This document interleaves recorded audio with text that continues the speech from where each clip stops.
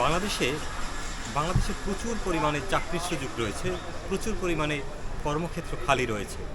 সমস্যা হচ্ছে এই কর্মক্ষেত্রগুলো পূরণ করার জন্য যোগ্য ব্যক্তি নেই। যখন বিভিন্ন সময় নিয়োগ বিজ্ঞপ্তি বা সার্কুলার দেওয়া হয়ে থাকে, তখন সেখানে ভুরে ভুরে আবেদন পড়ে, কিন্তু সেই আবেদনগুলোর অধিকাংশই অযোগ্য লোকের। সেটা সরকারি হোক বা বেসরকারি হোক। তো সরকারি ক্ষেত্রে হলে সেখানে তো আপনারা জানেনই সিস্টেম, কেউ চাকরি পেতেও পারে যোগ্যতা না থাকলেও।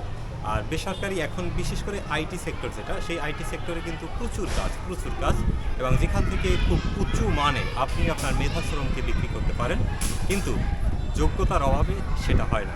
অনেক সময় আমি বিভিন্ন সময় বিজ্ঞাপন দেখে থাকি, কিন্তু সেখানে যোগ্য লোকের খুব সংকট দেখতে পাই।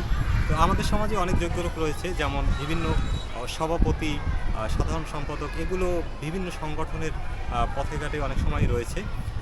অলিতে গলিতে চায়ের দোকানে দেখা মিলবে, কিন্তু যোগ্য, কর্মক্ষেত্রে যোগ্য বা সে নিজে কোনো একটা বিষয়ে এক্সপার্ট, এরকমের লোক খুব কম পাবেন। যারা প্রযুক্তিগত হোক, টেকনিক্যালগত হোক, বা যে কোনো বিষয়ে এ ধরনের লোক খুব কম পাওয়া যায়। যার কারণে আমরা অনেক অর্থনৈতিকভাবে এদেশ পিছিয়ে পড়েছি। আসুন নিজেকে যোগ্য করে তুলি এবং নিজের কর্মকে উন্নয়ন করি, অন্যের পিছনে না লেগে থেকে নিজের পিছনে সময় দেই। সবাই ভালো থাকুন, সুস্থ থাকুন। আল্লাহ হাফেজ।